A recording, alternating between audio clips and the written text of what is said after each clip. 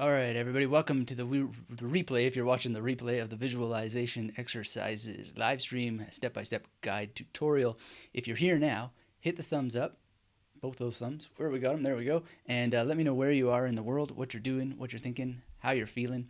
And I want to draw your attention to that /NOV there. That's this month's very special webinar for the first time with UK and North American dates arranged for you. So if you want to join that, we're going to talk about how to supersize your memory and 5 major secrets that I've used to really unpack that. So again, if you're joining us live, please say hello, or if you're watching the live stream, hit me up with a discussion post down below in the after the live stream session.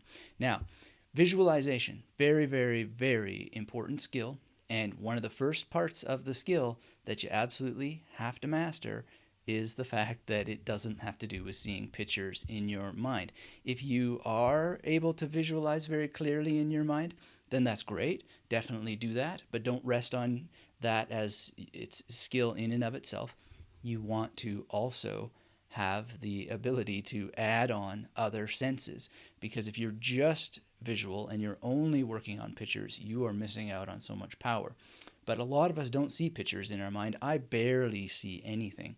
And I was just going through one of the lessons in Sam Harris's Waking It Up course through the Waking Up app, and he talks about this, and it's just a basic part of reality, is that a lot of us are not visual, and those of us who are visual tend to be not as visual as we might like. And at the end of the day, memory techniques and visualization is about mental imagery. It's not about seeing pictures in your mind, and it's about multi-sensory capacity. So if you're joining us now and that makes sense to you, hit the thumbs up. Let me know in the chat where you are in the world, and we'll get rolling. But this is very, very, very important to understand. Now, there's a number of things that you can do to help you develop this multi-sensory capability. Oh, your coffee sucks is here. Good afternoon, you say. Well, hello to you. Thanks for saying hello and getting the party started. But one of the exercises that's so powerful, and actually I was really pleasantly surprised. I've been teaching it for many, many years now, and Sam Harris mentions it in the Waking Up course, is just opening your eyes and imagining what it would be like if you had a candle in front of you, right? And you can close your eyes and imagine, and it's really, really powerful, because the goal of it is not necessarily to visualize. The goal is to study what happens in your mind when you are attempting an act of visualization. And so I was doing this yesterday, just looking out the window and imagining and paying attention to and observing what it's like to have a candle in front of me, even though there isn't one there. And it teaches you so much about what visualization is. And for me, it's not HD television. It's not a play on a screen. It's a very, very interesting ghostly effect of focus and concentration that really proves the multisensory nature of visualization, because I had a sense and a feeling for the weight of it, the size of it, the distance of it from me, and the power of the actual light and so forth, but I didn't see anything. If anything, I had this kind of feeling that I was imagining an imposition on space. And then you just repeat the process with your eyes closed. Now, if you want to play around with this and you've checked with a doctor, make sure it's cool and okay for you, you can look into a candle or any other light, and then you'll create an afterburn effect. And then you can close your eyes or have your eyes open and just observe that afterburn effect as amazing visualization exercise. But understand that the visualization exercise is about understanding how you visualize, not how anybody else visualizes, but how you visualize, so you can use it as a tool in memory technique use. So this is very, very important. If that's making sense to you, hit the thumbs up. Let me know in the chat where you are in the world if you're just joining us, and if you have any questions about that. But it's very, very simple and clear that what we're talking about is observing what's happening so that we can improve it. And when we get a real good observation going on, then we have a basis upon which to improve. And The other thing is I highly recommend that you have a memory journal and that you track your journey and get some measurement around it. So you might think, out of 1 to 10, how strong are my visualization skills, right? And then go back to the practice, a couple of weeks of practice, and then you can ask yourself again, from 1 to 10, how strong is my visualization? Just with the candle, right? And so once you're done with the candle, and the candle is an interesting one because you can use an actual candle or some light to kickstart the process, to have something in your field of vision that actually will create an afterburn on your eyes. But then the next thing is to take some kind of object, and an apple is just a convenient one because it's just round, it's nice, it's beautiful, and you also can interact with it in your imagination in a certain way. So if we were to take the always be yourself cup, unless you can be Batman, of course, if we were to take that, well, we can interact with it in a way by imagining water inside of it and then drinking the water. But it's very hard to think of how that we can, interact naturally, organically with the cup. But with an apple, we can imagine eating it and having our saliva interact with it, all these enzymes, and follow it mentally throughout the passage of the entire body. Like, it's very, very, very interesting to do. So, Crone Woman Walking. Hi, teacher. I'll be at the Memory Dojo this week. All right. Very good. Excellent. Thank you for being here. Thanks for saying hello in the chat. If you're just joining us, hit the thumbs up. Let me know in the chat where you are in the world. And you might want to go back and watch the beginning of this replay later because you probably missed some very important tips. But if not, no problemas. So apple, right? Think of something organic, I suggest, so that you can imagine your body fusing with it. So a cup is fine, inanimate objects and so forth, but I think working with something organic, it makes the most sense. But if you're going to use something like a cup, think of the water, because now you're going to do the same thing. Impose with your eyes open, something in the visual field, just imagine it and study what that means for you. Study what that means for you, and then close your eyes and do it again. And if you can interact with it, that's great. Now, there's more to these exercises, of course, that you can do, such as movement and transformation and all kinds of things. But what matters is that you have understood what you are experiencing when you visualize. And don't judge it. Don't think that there's a right or wrong, but you can give it a number just to gauge where you think it is in performance terms. Just don't judge it as good or bad. Just say, there it is, like a scientist. And you are a scientist in the laboratory of your mind. And if you track this, then you can measure it. And what you measure, you can improve. Very simple. All right, so Drunken Monk is here. Hello, Drunken Monk. Thanks for saying hello. Anders is here. Says he is memorizing Bible references using this. Well, thanks for letting me know, Anders, and let me know which parts of the Bible you were going on. I myself am memorizing Sanskrit passages from texts like the Ribhu Gita and the Upadesa Saram, and also started with some Atmabodha, which is very, very cool. Great. So yeah, if you're joining us, let me know where you are in the world and how you're doing. I really appreciate that. And if you're watching the replay, likewise, you can always do that after the fact. Now, when it comes to challenging this a little bit further, you can do the corner exercise. So now, in front of you, see the corner of something, like the corner of a table, could be the corner of a book. And once you got that established, and by see, of course, I mean mental imagery in the full multisensory mode. The size of it, the distance of it from you, the weight of it, maybe the smell of it, maybe like with the candle, the quality of the waving flame action, assuming that you saw the candle with the flame, right?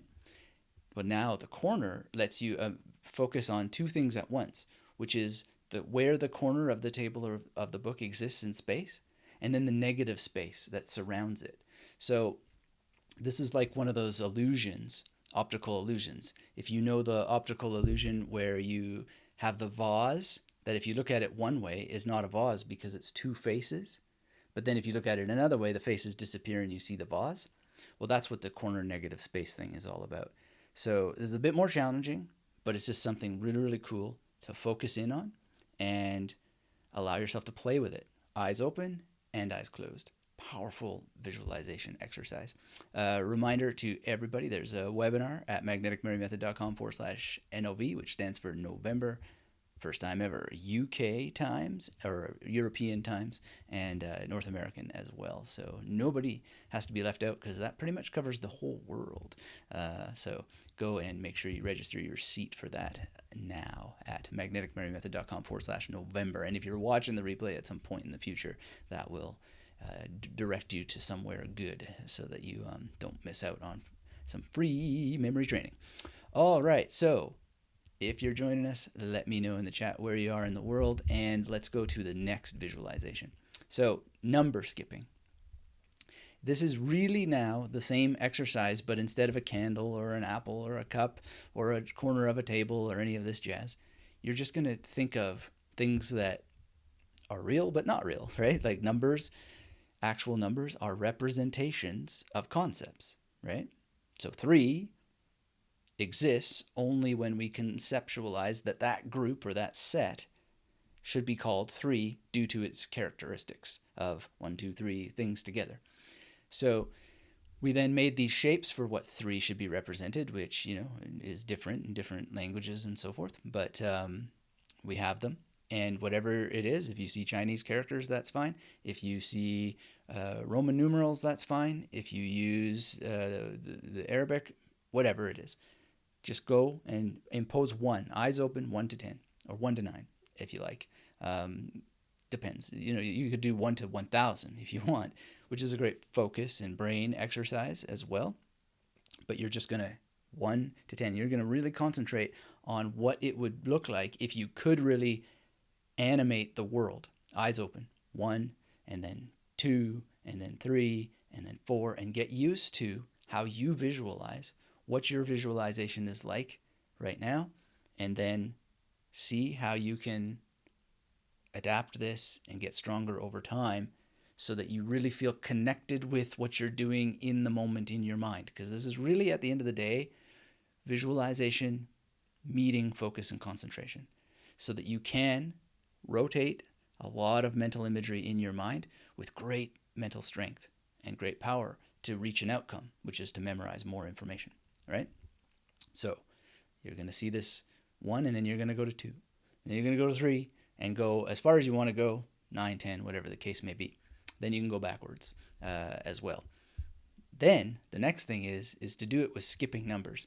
Now, the whole skipping numbers idea is really, really interesting. I first encountered it in the terms of practicing focus, concentration, meditation, and manipulating mental imagery in a certain way in Happiness Beyond Thought. So you probably heard me talk about this a lot. If not, then I haven't talked about it enough, because you don't have it yet. So go get Happiness Beyond Thought by Gary Weber, and you can learn more about number skipping. It's very, very powerful, and in our case, we can use it in this visualization exercise as well, which is we would represent 1, and then we would represent a blank space and not represent anything at all. Just represent blankness while actively working to suppress the representation of 2. And then we would go to 3. Now, why would this be useful? Well, for memory training purposes, because you're going to use recall rehearsal, you're going to find ways to actually use memory palaces in different orders, and actually need to and want to for the memory benefits in order to get the von Restorff effect really working. You're going to want to be able to shut down things so they don't interfere with other things. That's a very, very important principle to learn. So that's what we're going to use this visualization exercise for. So that sounds kind of counterintuitive, but we want to be able to visualize things, and we want to be able to suppress the visualization of things. And this is a great way to practice it. Now, incidentally, you can mix this with the previous ideas, right? The previous exercises. So you can have 1 candle, then 2 candles, then 3 candles, then 4 candles, then 5 candles. You can have 1 apple, 2 apples, 3 apples, 4 apples, 5 apples. You can have 1 cup, and then skip to 3 cups, then skip to 5 cups, then skip to 7 cups, to 9 cups, and then go back from 10 cups to 8 cups, to 6 cups, to 4 cups, to 2 cups, right? And the more you mix these exercises around, the more benefit you're going to get. And just play with it. Play with it. Eyes open, for one round, eyes closed, give yourself a 1 to 10 and really focus on it. If your mind is wandering, then just allow yourself to come back. So let's say you get to 3 and then all of a sudden you're thinking about something completely different. Well, just bring yourself back to 1 or start at 3 and move forward. You don't always want to go back to the beginning. You just want to catch yourself. Also, if you keep getting lost somewhere in the middle of a sequence, you can skip to the end and then start coming back. The point is to focus on the act of focusing on visualization and develop that as a strength. All right. So now the 4 details exercise lets you do this with human beings every day, day in and day out. And it's just a simple visualization exercise. You see people and just actively train yourself to start noticing details about them. 4 is suggested by Gary Small, and why 4? I don't know, but it sounds like reasonable. Like, there's the idea that we can juggle 5 to 7 pieces of information in our heads or whatever. I think that that's challenged in the memory world. We know it is because we've seen, people like Alex Mullen memorize 52 of these suckers in less than 17 seconds, right? So obviously there's something wrong with that idea. It's something that we can challenge, but for everyday purposes, it's obviously plays out that way without training, and we don't want to be necessarily going around memorizing that amount of information day in and day out. But you can challenge it, and one way to challenge it is by seeing details about people and then remembering those details and then bringing them back into our visual field. Same thing. If you saw that someone had a red hat, a silver necklace, black pants, and green shoes, then with your eyes open, you're sitting there maybe in a meditation posture, and you see the details, right? You just impose them as if you could see them and study what happens, and then do it again with eyes closed. And keep in mind that this is not about seeing pictures. This is about studying the experience of what happens in your mind when you do this, okay? Now, you can also then mix it with numbers and so forth. So if you already know a bunch of people, think of different numbers that you know with people who are associated there. So you could take your dad and be like, okay, my dad is this age, he was born in this year, and he's this tall, and maybe another numerical fact, like his football number was 17 or something like this, right? I know a guy, I don't know if Alan's watching this, but his footy number was 17. Hello, Alan. So, you can work with that. And then you can just take all these people, impose them in your visualization field just by studying what that is, be as multisensory as you possibly can, and then start to conceive of them as having 4 details that involve numbers. And so again, we're mixing and matching these visualization techniques, and then you can actually impose the numbers in a way that you're seeing the numbers in the visual field with them, both the eyes wide open visual field and the eyes wide shut, so to speak, visual field. This is very, very powerful. A wonderful, wonderful visualization exercise that has a conceptual kick, and that's what we need to work with when we want to be able to use memory techniques very, very quickly and effectively and in ways that are fast and fun. Now, then there's like data visualization. So let's just skip straight to the numbers, shan't we? So we can compare historical dates, we can compare prices, we can make mental charts and graphs. So you could look at any number of historical dates. On a previous live stream, we were looking at the some of the critical thinking skills about from the world of Plato, and I remember just memorizing his dates there. And so I can actually just take the magnetic imagery, which was a samurai chopping off the head of a snowman, and then a horse biting off the head of a snowman or eating up the snowman. And so now we have samurai, which is 42 and 8, so 4, 2, 8, and then we have the horse, which is 34 and then 8, so 3, 4, 8. And we can just put those images there and then compare, and then actually try and think of how much space and time is that, right? In the form of a graph. Like we could actually try to create a graph of number of years and so forth, just mentally, and visualize it. Likewise, we could take prices. Go to the grocery store the next day, and you're like, oh, apples are on sale for $2.49 a kilo. Make some mental imagery, and later go back and just think of the actual place in the grocery store. Bring up your magnetic imagery, and then compare it with something else, healthy, brain healthy food, right? in the actual grocery store. Now you're practicing data, numbers, and comparison, and the actual locations where you memorize that information.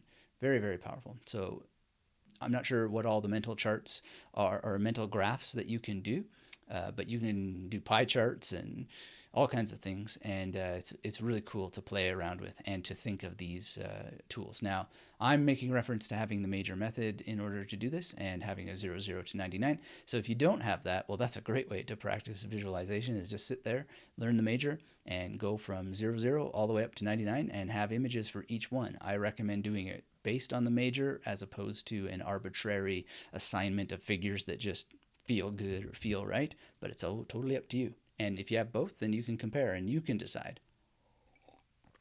Claiming Life is here. Wonderful, wonderful. Says, good morning to Brisbane, Australia from the evening south of Buffalo, New York. All right. Buffalo, wonderful place. I have memory palaces there. Just really, really amazing part of the world. Beautiful. Thank you for being here. And if you're joining us, hit that thumbs up. Let me know where you are in the world in the chat. And if you have any questions about anything, now is the chance to get them answered. I want to remind everybody of the webinar we're doing tomorrow. It's at magneticmemorymethod.com/November. That link is down below.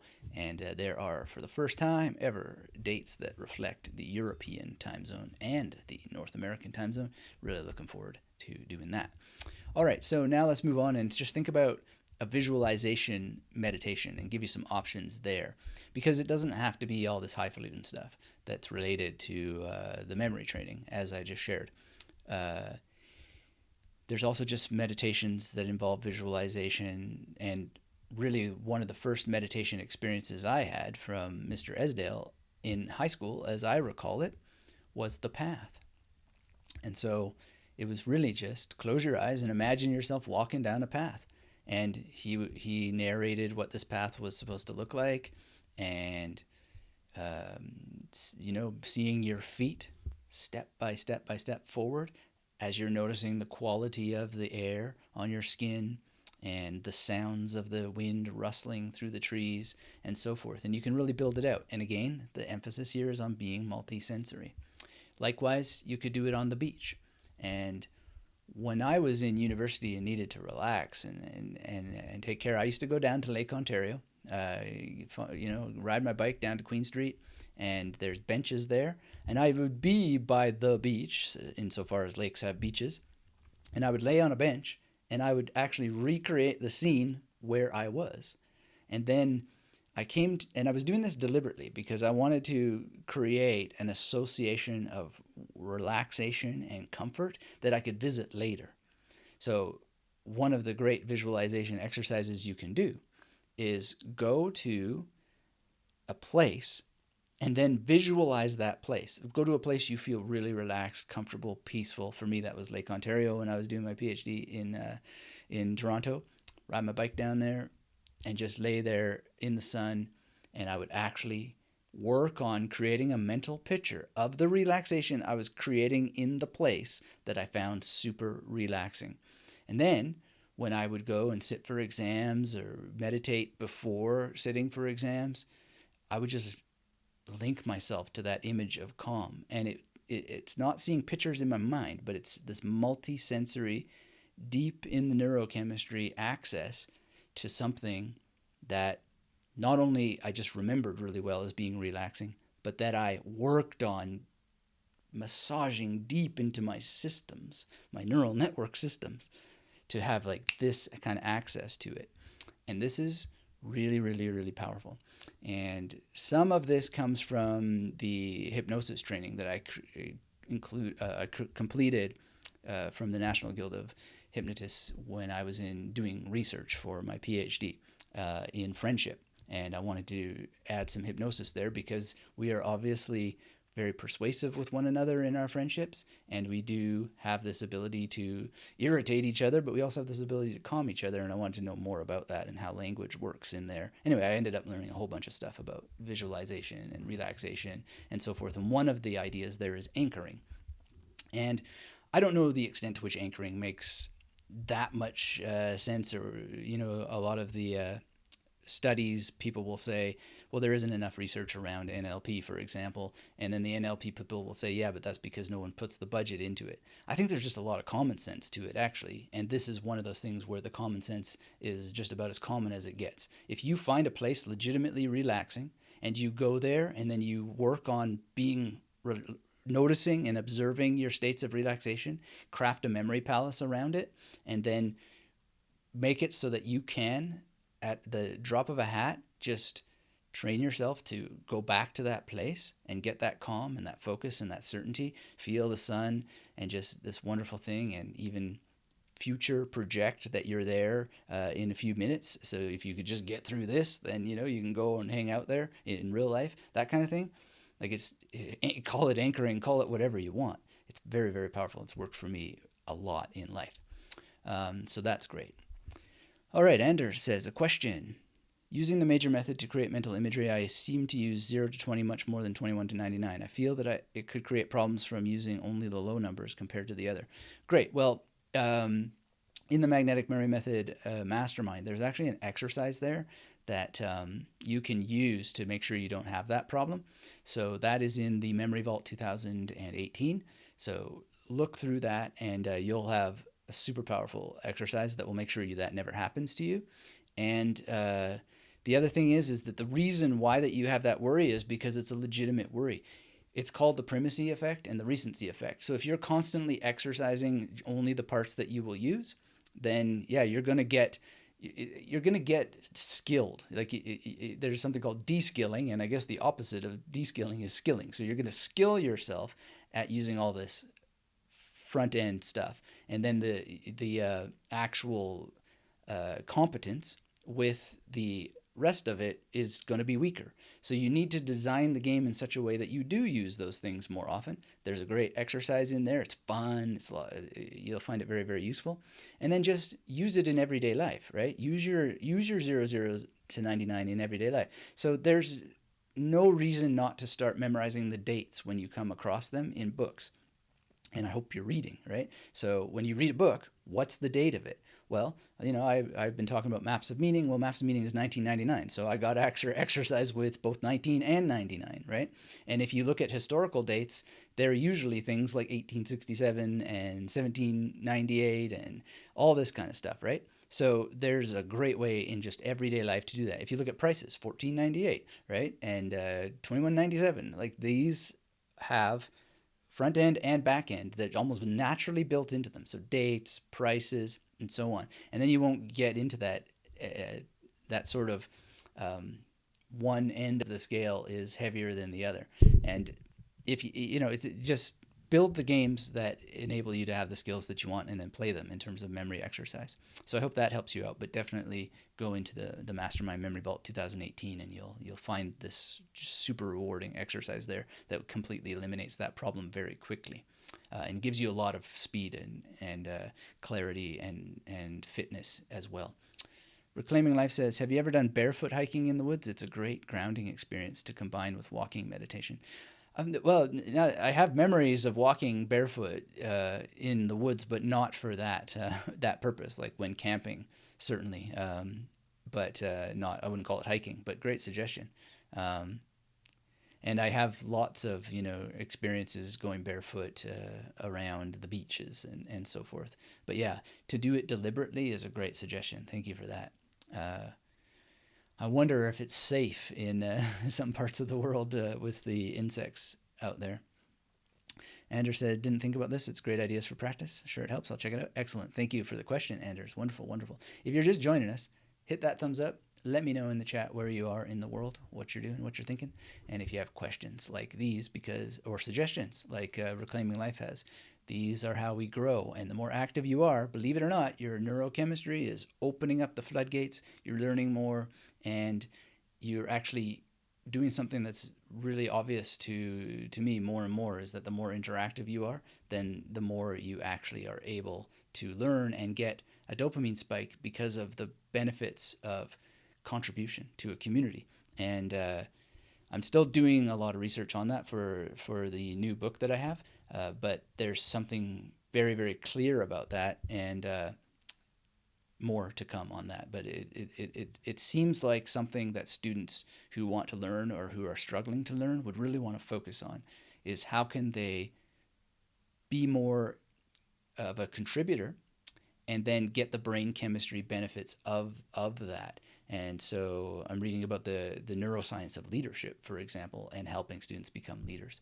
Anyway, another visualization meditation that I wanted to share is something that I have found super fascinating and think about a lot, even though I don't practice it anymore, but I used to practice it a lot. And it's where you can use a memory palace. And it's actually taught, even though I don't think the teacher that I heard it from knows about memory palaces, it's taught as a kind of memory palace exercise the way he describes it. So this is Michael Roach, who I don't know what kind of figure he is in the world, but I remember going through a number of his audios at some point, and on one of them, he talks about this bridge and this party and this dog exercise. And as he explains it, and this is apparently an ancient exercise. I've never been able to find the source of it. So if anybody knows it, let me know, because I'd love to find it. But as I recall the exercise, you start off, and he would say the way the old people would do it in the Buddhist temple is you would think about a part of the temple, and at that part of the temple where you're sitting and meditating, you would imagine a bridge. And you would imagine yourself crossing that bridge. And beneath you, you would imagine that people are firing arrows at you. Now, why do this? Well, the exercise in that meditation is to remind yourself. Oh, and the arrows are on fire, by the way. But you're reminding yourself that there are always enemies around who are trying to burn the ground beneath your feet, and it will be a very bad fall. So don't sit too still. Get across the bridge. When you're on a bridge, get across the bridge, right? And this reminds me now of this picture, this image that I got to put on like the blog post version of this presentation. It says, build a bridge and get over it. And this was at a convention I went to here in Brisbane. It's like painted on the wall. Beautiful. Build a bridge and get over it. And it's like a great principle in life. Whenever you have an obstacle, build a bridge and get over it. But remember, it's a bridge, right? And bridges are they can be compromised. So that was the point of that meditation. Now, the next thing after you get over the bridge, and I guess they would do this in the temple. When I memorized it, I just actually saw this in my office at the time on one corner. And then the next part was a party. And then at the party, you were to visualize that you were getting gifts from a friend or multiple friends, cake and all this sort of stuff. And so even though there may be enemies that are working to actively burn the ground out from beneath your feet, you also are surrounded by people who essentially reward you just for being you, right? If you could just pay attention to them, there's probably a party going on all the time, right? This is my interpretation of what I remember from this exercise. It may actually have been different in how he was teaching it, but I think this is a good version anyway. And so you imagine this party, and you're getting gifts, and it just reminds you that when you're feeling down, when things are not going that great, probably if you just open your eyes, you have more than enough people around you who are just happy as peaches that you are you, and that's its own gift, right? Then, I think these exercises are weird. They kind of like skip from the dismal to the pleasant, then back to the dismal, because the third part was to imagine that in a part of the temple there, or in your own memory palace, a dog is nipping at your heels. Nip, nip, nip. And this is to remind you that death is always around the corner, which is a very important thing to remember, because now is the moment to enjoy, right? There's no other moment than now, and death really is coming for anybody at any moment. You never know, right? The sky can fall on your head, this building could collapse, etc., etc. And so you just spend a little bit of time every day in a meditation like this, just acknowledging that. And you can do it in a visualization. So before you do this, check your own personal tolerance for running such ideas through your mind. But I found it very, very rewarding myself. And I did it a sufficient amount of time that I think it deeply changed my attitude and approach to life at that time. And so it was a powerful tool to go through. So let me know if you have any questions about this kind of visualization, and then we'll get back to to the hardcore memory training stuff. But I think this lends itself to memory training stuff. And I think that you could just come up with your own little scenarios and metaphors for the meaning of life and, how to deal with things. And maybe you don't want to see a bridge. Maybe you want to see an airplane ride or something. I don't know. I mean, there's many, many options. And if you're joining us and you haven't heard yet, that /NOV is the November webinar with European and North American dates. That should cover pretty much everywhere in the globe at some point for everybody. So go and grab that. The link is down below, and you can just type magneticmemorymethod.com/NOV. Hope to see you there. Now, the movie replay visualization exercise.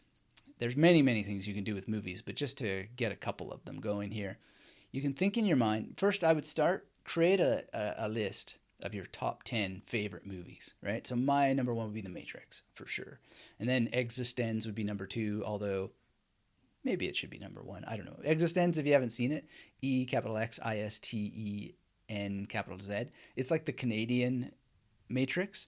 And I think like the director of it is David Cronenberg. And I think that even though it came out the same year in Canada anyway, I think that the people who made The Matrix are very, very influenced by Cronenberg at some level, and Philip K. Dick and all that stuff.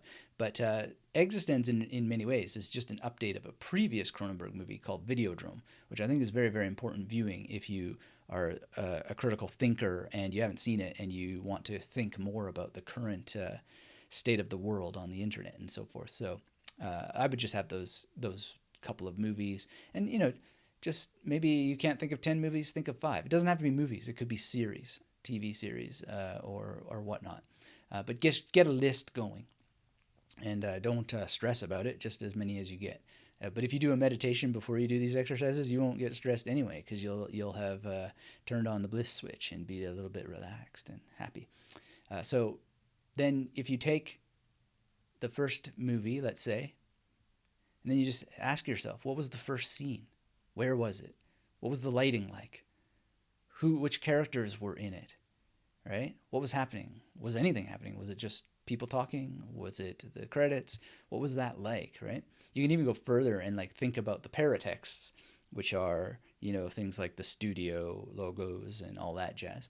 But whatever you do, you have an amazing opportunity to think of the beginning of the movie, and then think of the end of the movie as well.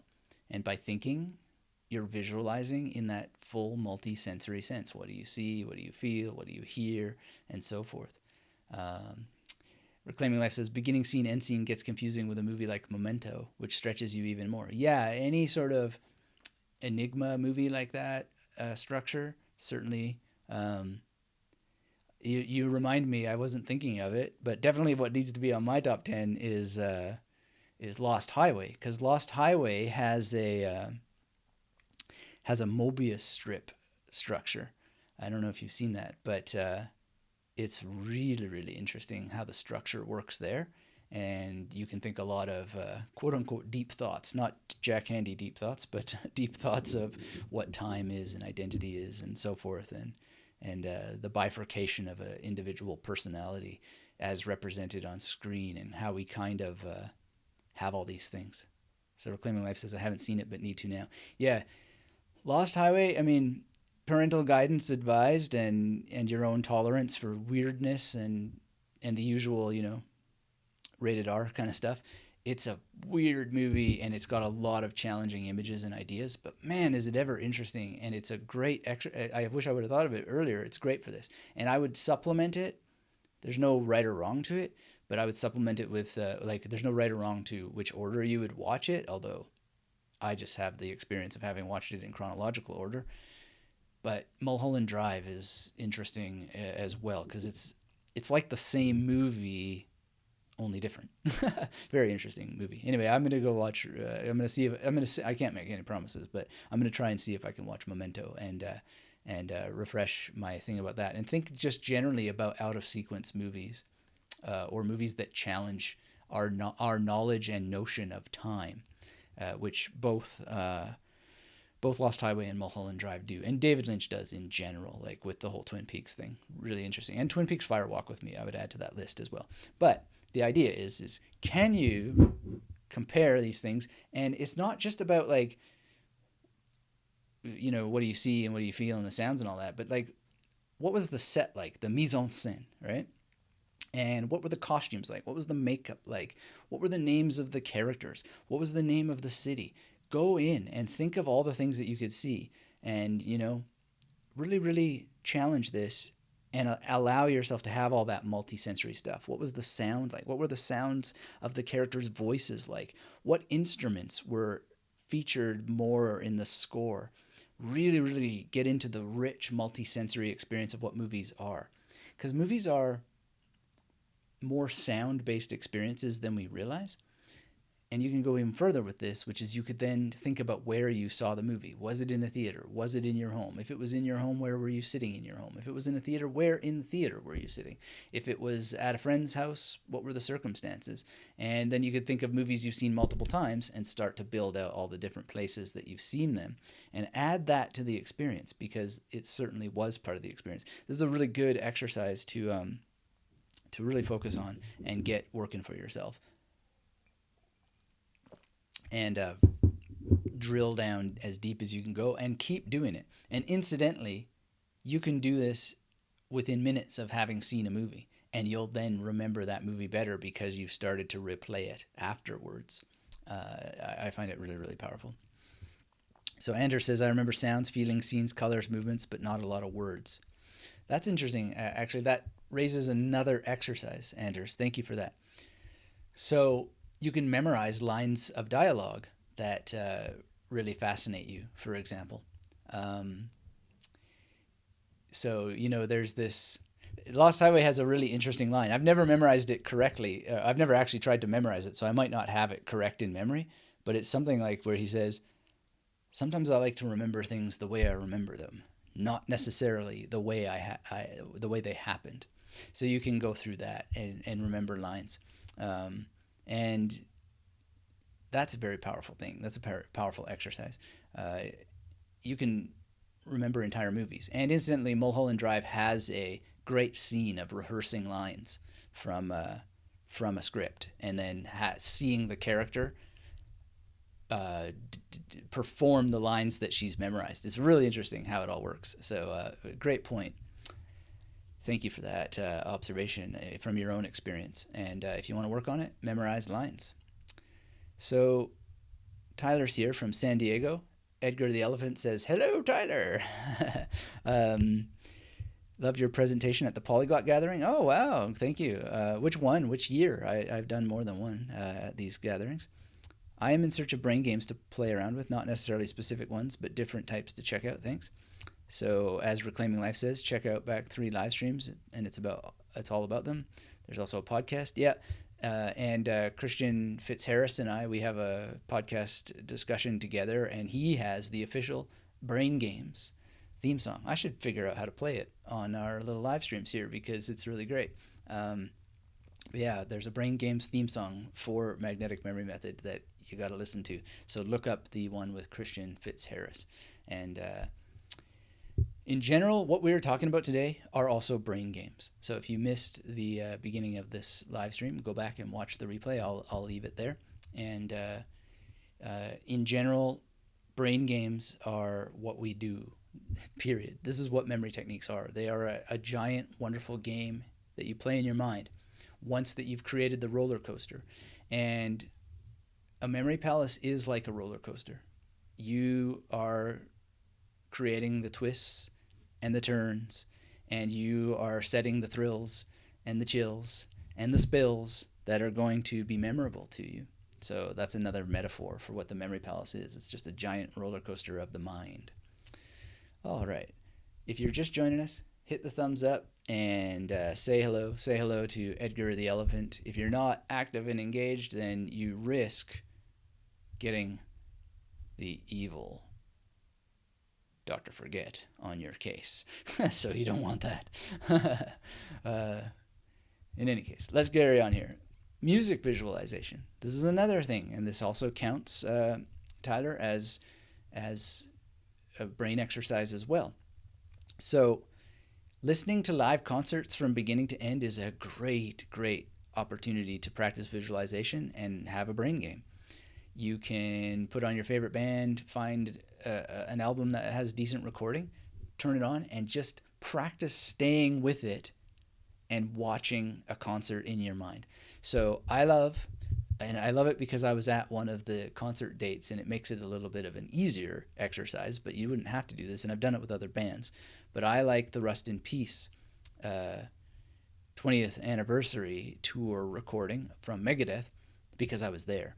Actually, I bought it's a funny story, but I bought this bass on the day of that. It was in a place called Lille in France, and they were playing there. And before the concert, I was at this guitar store, and I was sitting there ripping it out on the bass, and these guys were like, are you opening for Megadeth tonight? And I was like, I must buy this bass. It's got some magic charm. But anyway, and this is the bass that I took on tour with me when I played with the Outside. And anyway, that just comes to mind as a fun memory. I love this bass. Take this with me everywhere. It's like one of the only things I don't get rid of when I move. And believe me, I've gotten rid of thousands of books when I move. Anyway, so you're sitting there, you're listening to a concert live stream, and you just focus on being the movie director or the producer of the camera that is focusing on the live streams the concert, and you just stay with it as long as you can and just keep bringing yourself back to the actual visualization of it. And again, it's not about seeing pictures in your mind. If you see pictures, great, but just work on the visualization, multisensory visualization as much as you can. So it's a great exercise, and just go from song to song to song and stick with it. Now, you can do this as an exercise on a song by song basis, or you can do it as an exercise throughout an entire album. It doesn't even have to be a live one, but you could just focus one instrument. So I'm a bass player, and a great exercise is just to sit there and focus on the bass. But I also, because bass and drums are so interconnected in a lot of music, I like to focus also on the drums. So I will go through this. And then you can go through it again and just focus on the singer, right?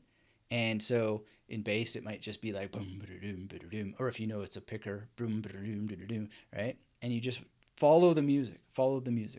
Whether you know music or not doesn't matter. Just follow the one instrument or the one instrumentalist and stick with them as long as you can. And if you fall away, just come back to it. And by follow them, I mean whatever is visualization for you in your mind, hold on to it and follow it for as long as you can.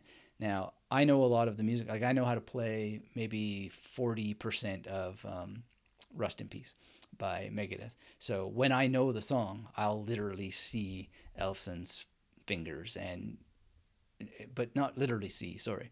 I will see to the extent that I see in my mind, which is multisensory. It's very difficult to actually explain what's happening there, but I know the songs and I'll just sort of follow it. And in some sense, what you're doing is you're creating vicarious experience in your mind. So if you don't know what vicarious means, you might want to look that up. It's a very powerful word because it's often what we do when we're watching movies is we vicariously experience what the characters are experiencing as if we are the characters. And I know from film studies that they've done some research on like amounts of saliva and sweat in the body of the viewer, that when certain things happen to characters, your heartbeat will start to beat, your sweat will come out, and you'll salivate more. And that's because of vicarious identification with the situation that a character is in, with the scenario. And so this is kind of a thing to work on developing in your memory training, because it actually reduces the need to see anything, because so much of the advantage comes from feeling it, right? And being identified with it at a very integral level. So Reclaiming Life says, Jamrock has so many legal bootlegs that I suggest that, and Fish is one of my all-time favorites. Excellent suggestions. Thanks for that. Yeah, speaking of legal bootlegs, I know that No Means No has tons of them also that you can find and download. And No Means No is amazing because they're just so intense in terms of both the music and how they play, and you can watch their live concerts. So to get started with this, maybe just start by watching live concerts from beginning to end. Not for everybody. If it's not for you, no worries. But I really like them. And then just get the recording, listen to it in your mind, and just as much as you can stay with the exercise, stay with it. This is also a great way for people to get more rest. It's just to lay down, relax, listen to entire albums. I don't know if people listen to entire albums anymore. I love listening to entire albums. It's kind of a sadness. I'm not a Luddite. I'm not trying to hold on to the past or anything like that. But it is a sadness that albums have lost a certain meaning, and it's almost very difficult to encounter music in the form of an album anymore. So like when Ghost had its recent album, it just came out so fragmented. Mind you, Spotify is still making albums possible. They just interrupt them with ads, which is fine. But in any case, the thing is there's something about the imagination and the mind and focus and concentration and attention span that albums may have been central to in a certain era, and you can deliberately bring back by listening to more albums. And then the other thing you can do is just think of your knowledge of a band and think historically of all their album covers. And that's quite interesting to think about, because it's like two things going on at once. Your historical knowledge of where they appeared in history and what they looked like, right? And then you also have the front of the album and the back. And, depending on the CD or the LP vinyl or the cassette, then you have the spine. And maybe you can mentally open in your mind what those different things were. Like if it was a vinyl, then you open up and what the slipcase was like and what the actual graphic was on the vinyl record itself. Like there's lots of games that you can play. And you can, like if you were like me, I used to have essentially 3 collections when I was collecting stuff, and now I don't have this anymore, but I had the CD rack, I had the vinyl collection, and then the cassettes. You just go through your mind thinking about your collection and thinking about where things are, pulling it out, examining the cover, looking through the credits, what were some of the band photos like inside of there, and so on. I remember Tool's Undertow had like a hidden image underneath the black plastic of the CD. I think that was the name of the album, Undertow. I haven't listened to Tool forever, right? But I remember having that and cracking that open. Somehow people thought, hey, let's crack this open, and then they saw this, and it became the stuff of legend that you found this. This is before the internet. Nobody shared this. I don't know how we found out, but anyway, you cracked it and there was this weird image. I won't mention what it was, but good image to have in your mind if you're using memory techniques, because it's kind of weird. Reclaiming Life says it also works to watch a visual equalizer when listening if you can't watch the concert or album live, and then when re-listening, think of that equalizer would be showing based on the music. That's really great. That's a great suggestion. And actually, along those lines, you could also think of the beat. So imagine you're like that, right? And you could actually just see like a ball, boom, boom, boom, or actually the kick drum. You could have that. It's not an equalizer, but it's related to this, or some kind of pulse just on the beats, boom, chicka, boom, chicka, something like this, right? Which would be very cool. And I hadn't thought of this when I made my slides, but you could also think of, the numbers. You could actually see the numbers. 1, 2, 3, 4, 1 and 2 and 3 and 4 and 1, 2, 3, 4, or whatever. And think visually about what those numbers would look like if they were playing out somewhere in the room or in the sky, or just listen with your eyes open. And again, this exercise can be done eyes open, eyes closed, doesn't matter. Just watch the world. I like to sit just watching the streets. We see 2 streets and just watching the world play out, and then thinking of other things on top of them. Like now I'm going to go and maybe see a metronome with the music, or just see a kick drum, or the drummer just floating in space right in front of things, and try and watch it and stay with it for as long as possible. Or a visual equalizer, as Reclaiming Life is suggesting. Amazing. Great contribution. Thank you for that. So if you're just joining us, hit the thumbs up. Let me know down in the chat below if you have any questions, if you have any comments, any observations, and if you aren't already registered for the November webinars, well, go to magneticmemory-method.com/NOV, N-O-V, which is for November. Why don't I just pop that in the chat there for you? I wasn't thinking. Sorry about that. If you're watching the replay and that is no longer valid, well then we'll redirect it later to somewhere else that will be just as wonderful for you. So click, click, clickety click, and register, register, register. I better just test this, make sure that actually it works. I think I did. I know I did, but just want to test my typing here. And I really always love these webinars. They help people a lot because we are going to talk about the 5 secrets of how to supersize your memory and learn faster. And this is the real deal of memory training for sure. And it always is. It always is. We don't have time for anything else. So go and get that. That's in the chat link there for you. And make sure you register your seat. Okay, so that's the music visualization exercise. I'm sure there's many more. There's probably an infinity of potential things that you could do there to practice with music. And those are just some of them. If you know sheet music, there's another idea. Boom. You could actually try and work on seeing sheet music in front of your mind, in front of your eyes. Okay, now there's another issue that we want to cover, and somehow I can't get it up on the screen here. Where did it go? Why is it not showing up here? Well, it's about mental rehearsal. And so mental rehearsal, what is this? Well, you often hear this advice where you are supposed to, let's see, that's not going to work very well.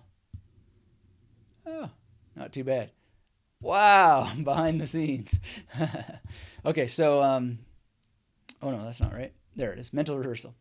Okay, so, you're supposed to, if you were a sports person, right, you're supposed to visualize, if you're a basketball player, there's the hoop, and just watch yourself practicing, and that's going to give you an advantage when you're practicing. Maybe it will. But you can also do it just without being a sports person, and take any skill that you already have. And so that's what I mean by starting with your existing competence.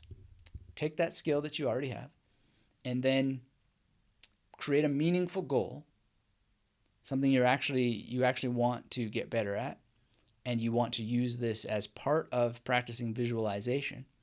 And then while you're sitting with your eyes open, looking out in the world, or sitting with your eyes closed, see yourself doing the things that is based on your existing competence and moving towards a goal. So I might pick one of the Bach cello pieces that I don't know yet, but I know in my mind, or I know a passage that I haven't quite nailed yet. I'd start with running through one thing that I do know,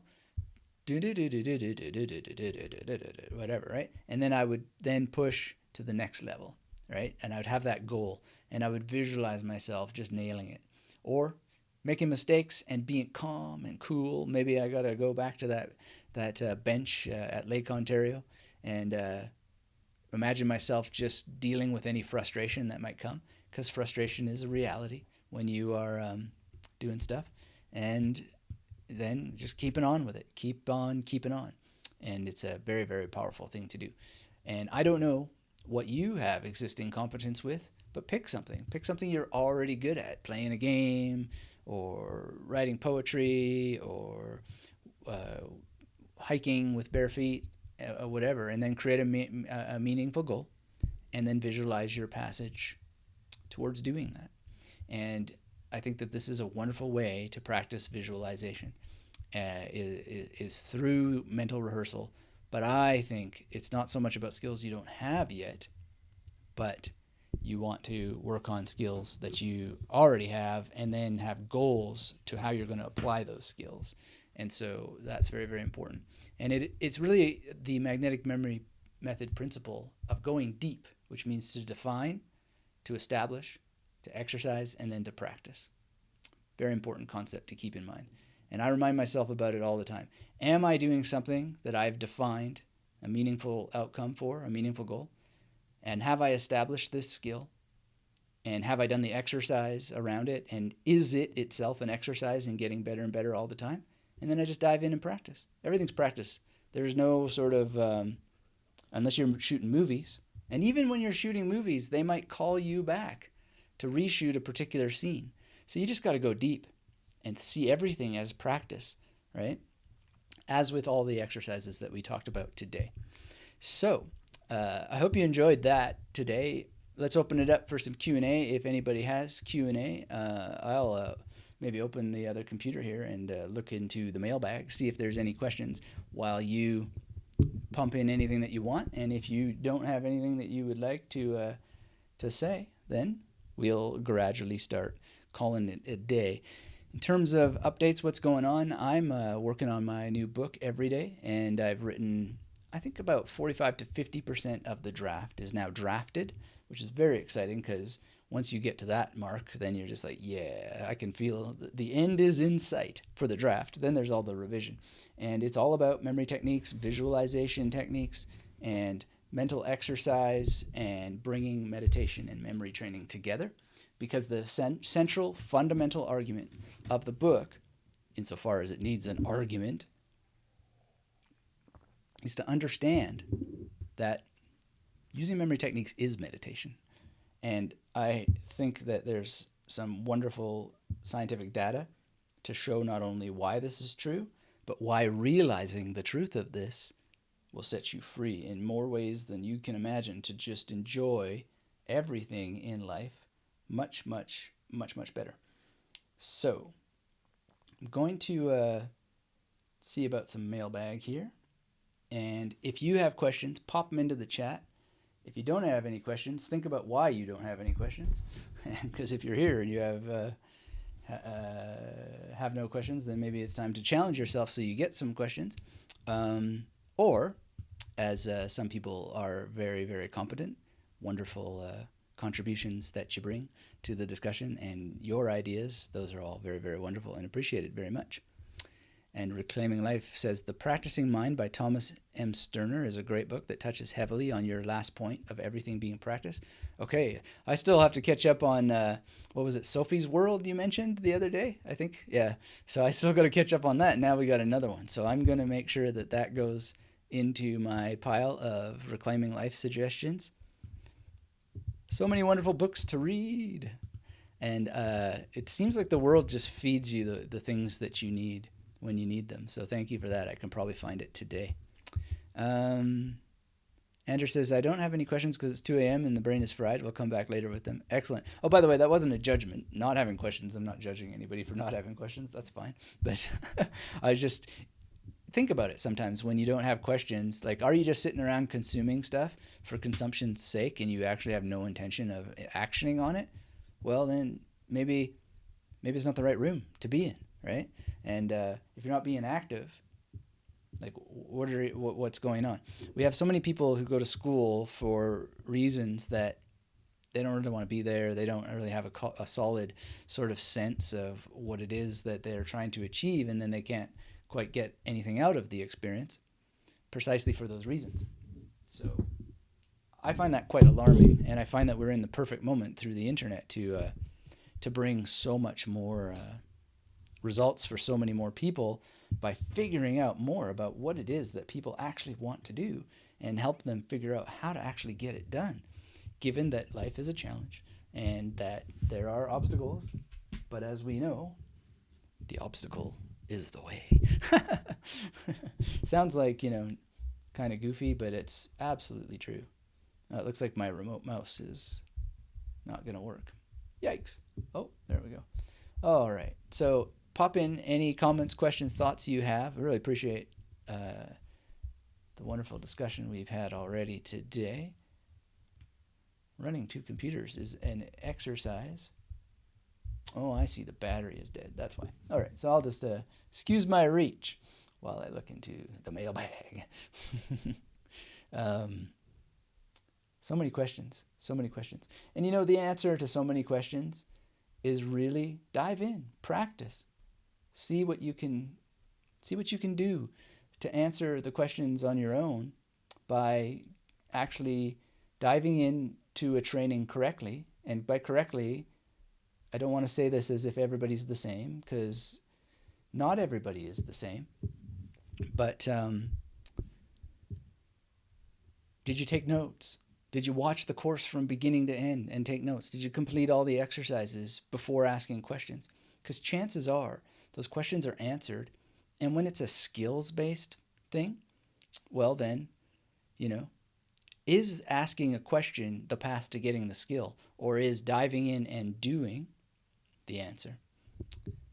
So Anders says, great tips so far. See you later. See you, Anders. Thanks for being here. And a wonderful, wonderful set of contributions from you. I really, really appreciate that. So it's just a great, great thing to have you here. Reclaiming Life says, have you ever done a podcast or video about journaling, not just having a memory journal, but suggestions of ways to lay it out, given that we try multiples to find what works best for us? There is an older one on memory journaling. Let me see if I can dig it up for you here. I'm set up to do link searching. There's a couple. But the real sort of deal of memory journaling and journaling in general, in my my view, is it is really a process of discovery. And there's a lot of interesting people who try to make things that are catch-alls that are going to work for you. Like I put in years of thought of what would make a magnetic memory method journal that would warrant the entrepreneurial experience of putting it together, getting it all set up, hired, and so on. Hiring like the people to design it and so forth. And in order to get there, I have to really think deeply about what it is that journaling is as such and what it's meant to do. And the answer really is that you don't have one journal at the end of the day. So maybe that's the podcast that needs to be focused on, because I don't have one journal. It's not about one journal. It's about multiple journals.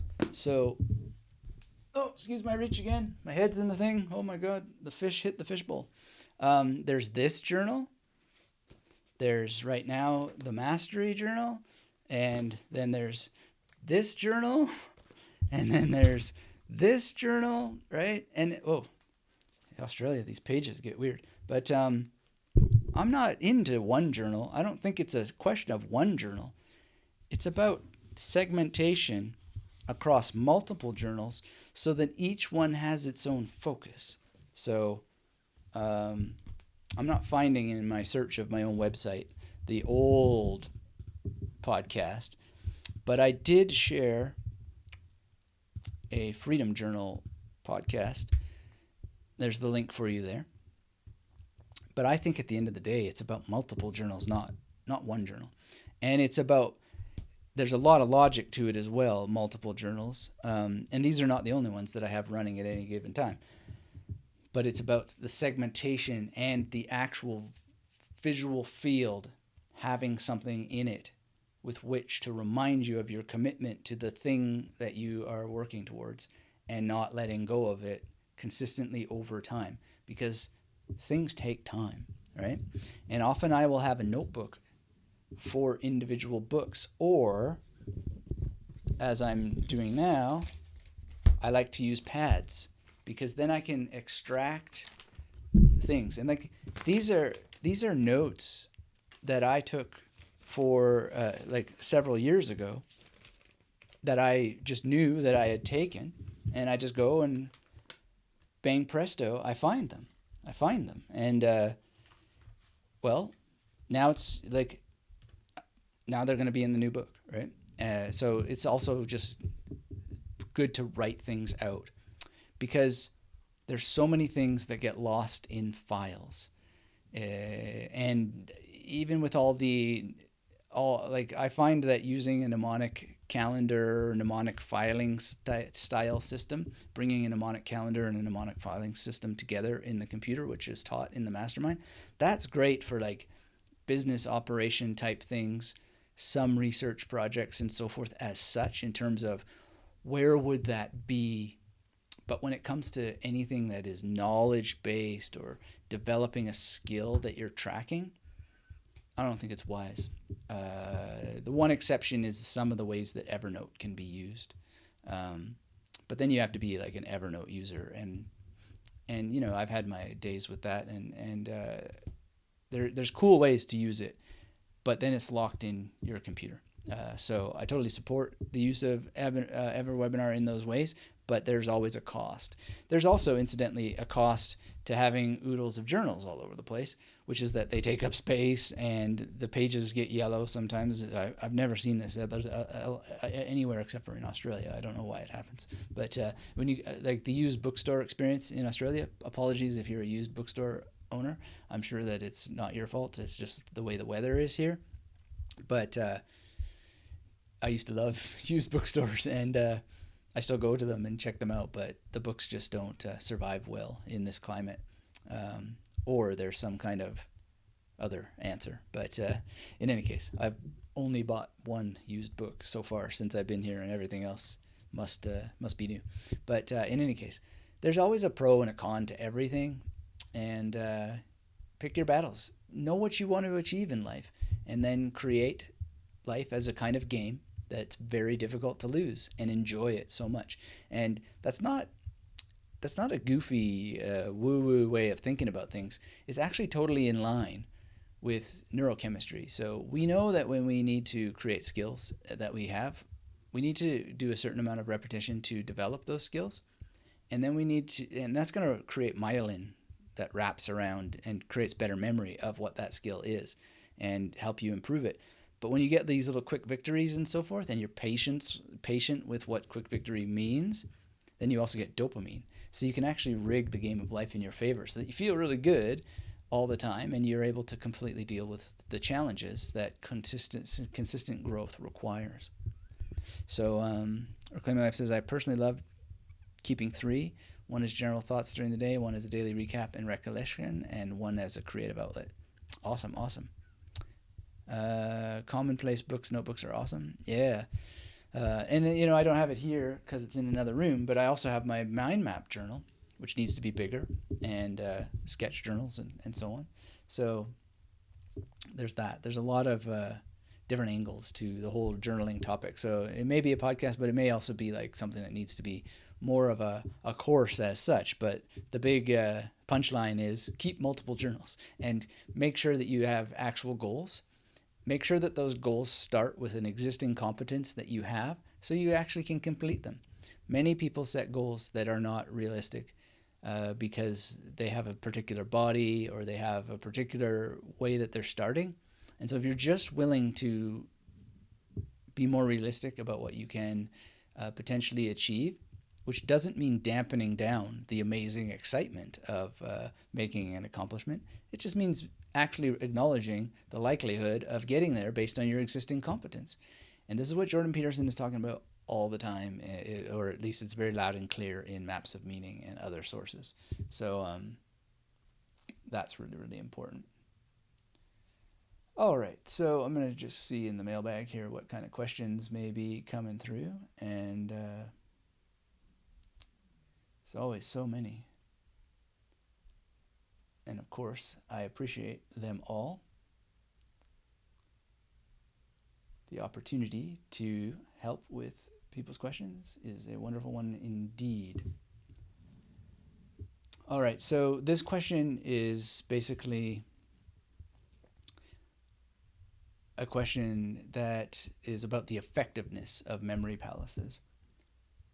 And Michael says, I can't wrap my head around how building even a sizable memory palace would help retain information in the long term with multiple subjects. Let's say I have a memory palace set up with space for 160 items or facts. Wouldn't studying for just a single biology final wipe out all of the spots in my memory palace permanently so that I have to spend significant time creating a new palace for my math final? So this is a very common question, and there's a lot of different ways to answer it. Let's start with the biggest answer first. Don't overthink it.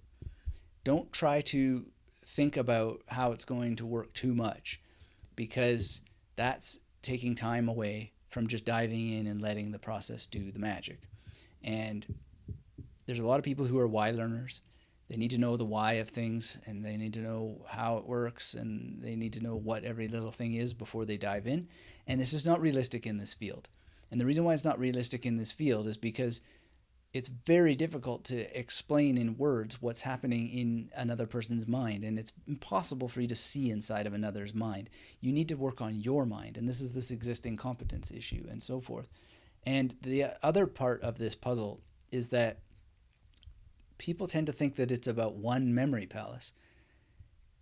No, it's never about one memory palace. It never will be about one memory palace if you really want to get into this world. This is about multiple memory palaces, and it's about networks of memory palaces. And if you just would create multiple ones, you'll see the logic of why. You'll feel the logic of why. And if you would just think about it in the context of mind maps, do you think you're really going to get good at mind mapping from one mind map? Let me know in the chat if you think you're going to just be a great mind mapper from one mind map. I don't think it's going to happen. If you do, then I'd love to have the challenge on that. I don't think a baker is going to learn how to bake from baking one cake. It's just not going to happen. It's not realistic. So we need to be realistic about what's really going on here. First of all, we have volumes of information. So to be realistic, we need memory palace networks that speak to the truth of the volume of information that we're talking about. And we need it to be manageable. So one memory palace with 160 stations, is that really going to be manageable compared to 10 memory palaces with 16 stations, right? Which is going to be better at the end of the day? The answer may not be obvious until that you've done it, but the answer is 10 memory palaces with 16 stations, or 10 memory palaces with whatever number of stations. It doesn't matter. You want to keep the numbers in mind, but you don't want to get lost in games of numbers. So this is why the training works the way that it does. And it's just completely in keeping with all the best science of memory. And it's totally in keeping with what spatial mapping is that you already have in your mind. You've just got to start with the existing competence. And that's what this exercise is all about. And look, maybe I'm a bit tolerant in my own practice of things, that I don't get hung up on overthinking things too much, or worry about it. But when I know that there are people out there who obviously have expertise in things, I just do what they say when there's no risk involved. And they'll say, this is going to stretch you, like you gotta stretch. The stretch is what gets you the skill. The stretch is what gets you the skill. But if you think about it and worry about it and decide that failure is imminent already, you're stacking the chips against yourself. When every single person alive has certainly 10 memory palaces to get going with. And I think you have many, many more. I know you do. And, if you really need to get on a coaching call to get that sorted, we'll figure it out. I will interrogate you like a detective, and I'll find definitely 26 memory palaces. We'll find them. This is not an issue. I don't like to have to go on calls like that, because they're not necessary to anybody who would just sit down and complete a couple of exercises. So there's that. And then once you have them out, you're going to see just how easy it is to switch between them, skip between them, and so forth, and have an amazing time, an amazing journey, managing multiple levels of space.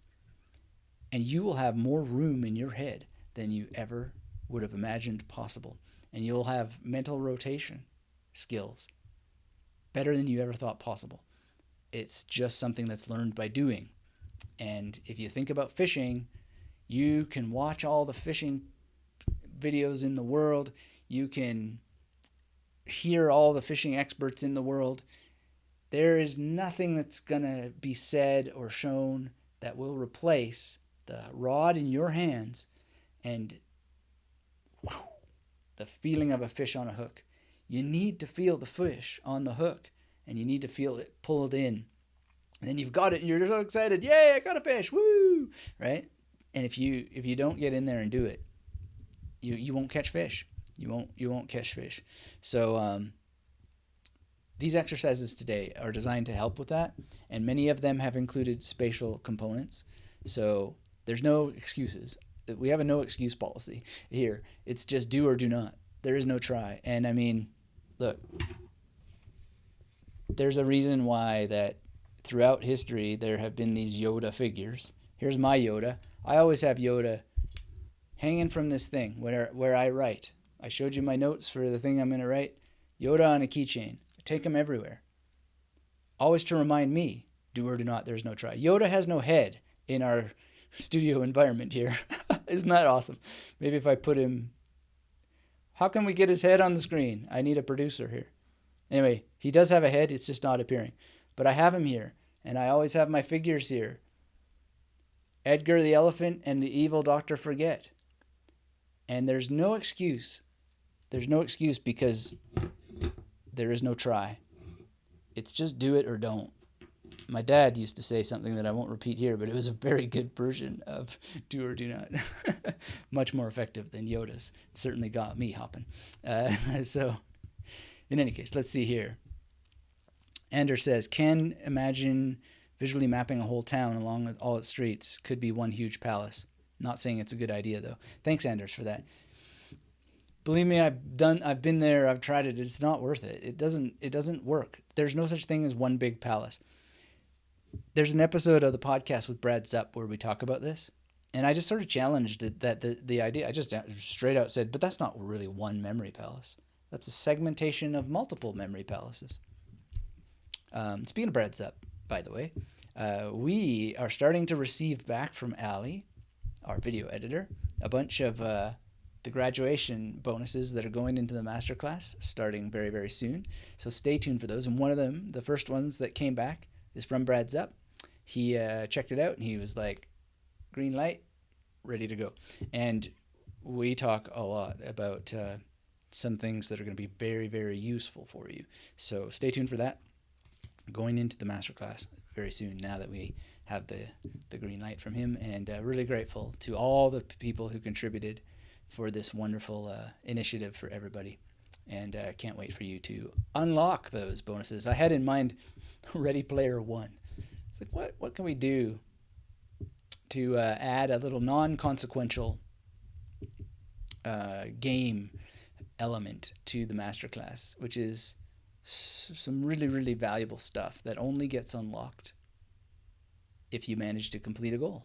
So that's what we've done, and really great. So you can listen to the interview with Brad Zupp on the Magnetic Memory Method podcast, where we talk about why that even one large memory palace is ultimately many memory palaces.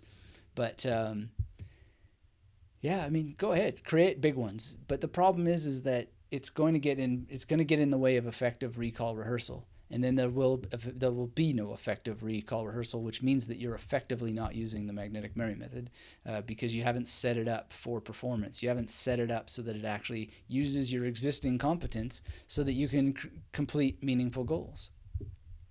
Harvinder's here, says good morning from India. Good morning, Harvinder. How you doing?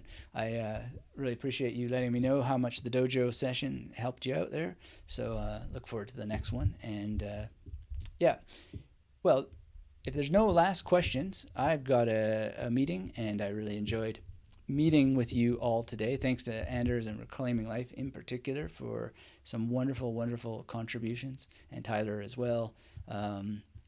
Really always an honor and a privilege to serve, and I hope that you'll join us on the November webinar at magneticmemoryMethod.com/NOV, and it's going to be a wonderful session, and opening it up for the European time zones as well, and gonna have a great session that will help you understand more about how to get these memory techniques working for you in your life. And I hope everything that you encountered today in terms of these visualization exercises helps you. There's many, many more that are more targeted to the actual use in memory palaces, and these are all in the exercises section of the masterclass. And when you complete them, you will be developing huge competence with mental imagery, with magnetic imagery. You'll go from mental to magnetic, and that will be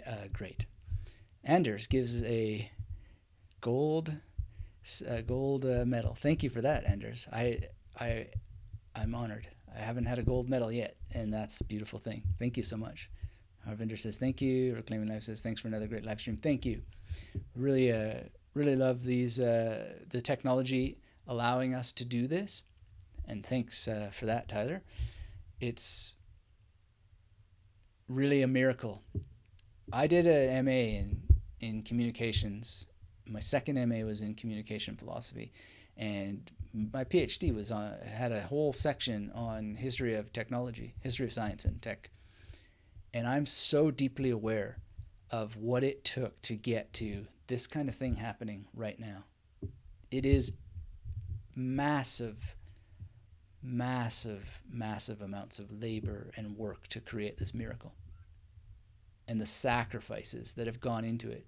And they're still going on to this day, for all of the foibles and the disconcerting things that go on where big corporate interests meets technology.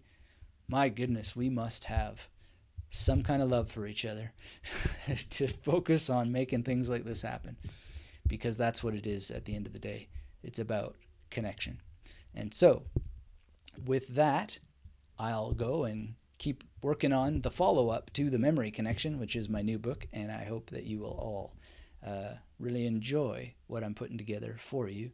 And I hope you'll come visit me at magneticmarymethod.com as always. And as always, as I like to say, until we speak again, keep yourself magnetic. Bye-bye.